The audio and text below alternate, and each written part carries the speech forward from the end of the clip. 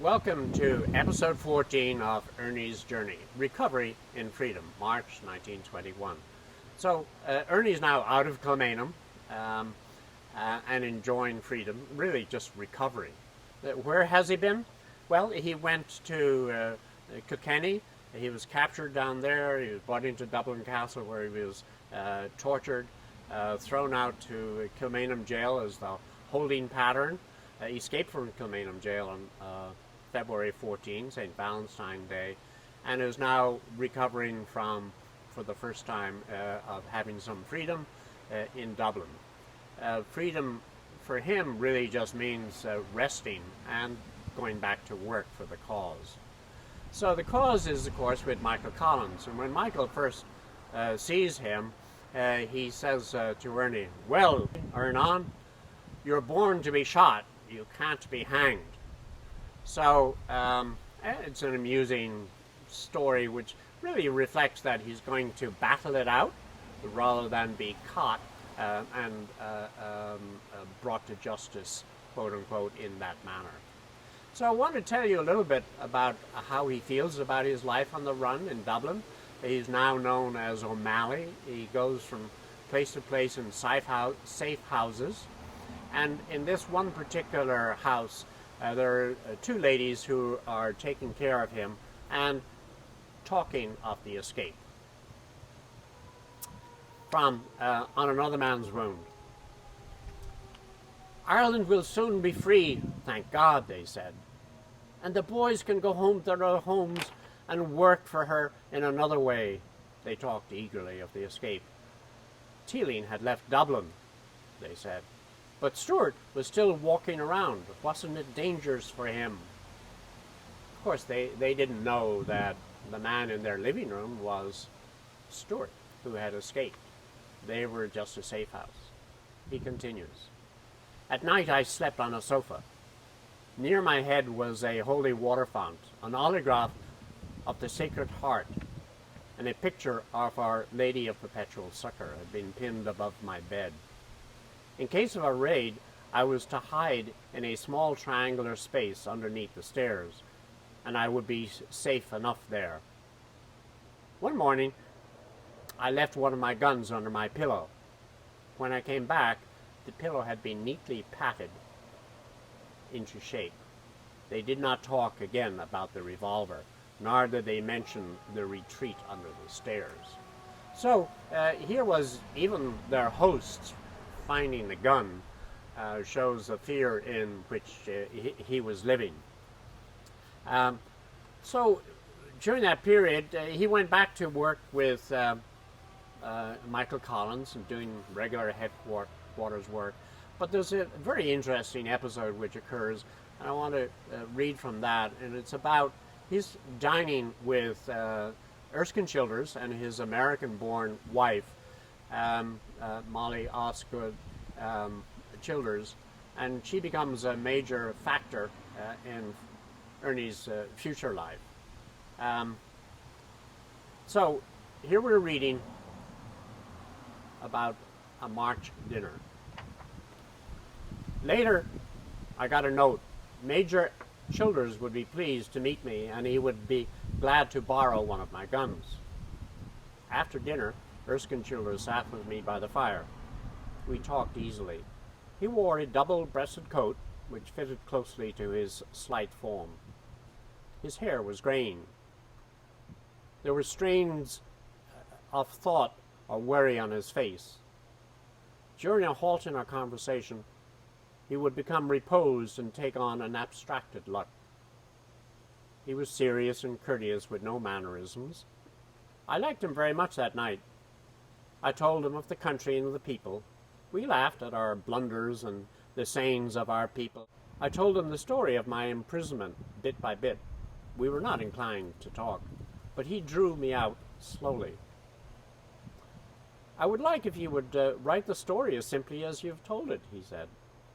"You give credit where they were kind." I hesitated. "It will be of use," he said. "We have not had many first-hand reports of ill treatment. People are afraid to write and to sign their names." "I'll sign it for you tonight, and I'll write my name." We chatted of books and men. He told me stories of the Naval Reserve and of his work on an airplane observer during the First World War. We talked of the sea and ships. I found him an admirer of my friends, Moby Dick, Arabia Deserta, and Halakut. On the way to bed, we examined the skylight to the roof. I placed pieces of furniture on one side of the landing. They would serve to block the stairway if we had to rush for the roof. I lent him my automatic. Next morning, I showed him what I had written. He read it. "That's good. It will be of good use." "I'll have it typed at once. You can write." So there we have Ernie discovering that he can be a writer.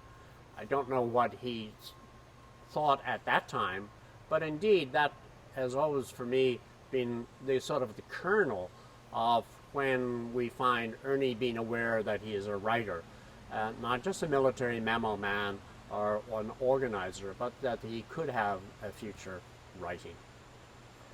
So I want to mention two things here about what is happening in Irish America and tie them back into events in Ireland. So as the horrors of the British tyranny and escapades come out into the newspapers in Ireland, Irish America hear about the assassination of a Lord Mayor, Thomas McCurtain, the death of a second Lord Mayor, Terence McSweeney, the Bloody Sunday and all of that in Croke Park, the burning of the city of Mallow after Ernie's attack on it, and the burning of the city of Cork. So these have dramatic impacts because of their headlines, and Irish Americans in America generally sort of wake up to see and want to do something. And so there are two committees which I want to chat about briefly: an American Commission on the Conditions in Ireland and the American Committee for Relief in Ireland. They're different natures, but with the same end result, trying to bring sort of a moral force that the British are doing wrong things in Ireland and there should be another solution. So the first one, the commission, 100 people come together, a broad-minded collection of liberal progressives who want to embarrass Britain, so to speak, by illustrating what the effect of their conditions in Ireland and their tyranny is. They hold hearings in Washington. They get 18 Irish witnesses over. They try to get British witnesses, but those in the political stand refuse to come. And so they published their findings in March of that year, and I have no doubt that that finding, their interim report, helped make the British more accepting of a potential truce a couple of months later. The second committee was the American Committee for Relief in Ireland. This was intended to actually send funds to Ireland, to raise funds here by Americans, and it was founded by Dr. William Maloney and supported by Irish Americans broadly and Quakers. They collected funds, and because of their immediate success, they were able to start distributing funds in January 1921. And the vehicle through which they distributed funds in Ireland was a group called the Irish White Cross. Ironically enough, I mean, that same White Cross gives funds to Ernie a couple of years later, who then is very much in need because he has no other resources, and gets him out of Ireland to travel and recover in Europe. So what do we learn about Ernie? What insights in this episode? Well, we see how he's constantly living in fear, how he's able to adapt to circumstances as he finds it. He's living under yet another alias by the name of O'Brien.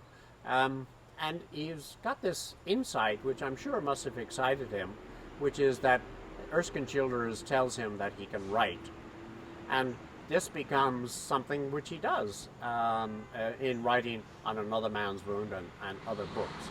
So, do join us for the next episode of Ernie's Journey, which will be Ernie Taking Command.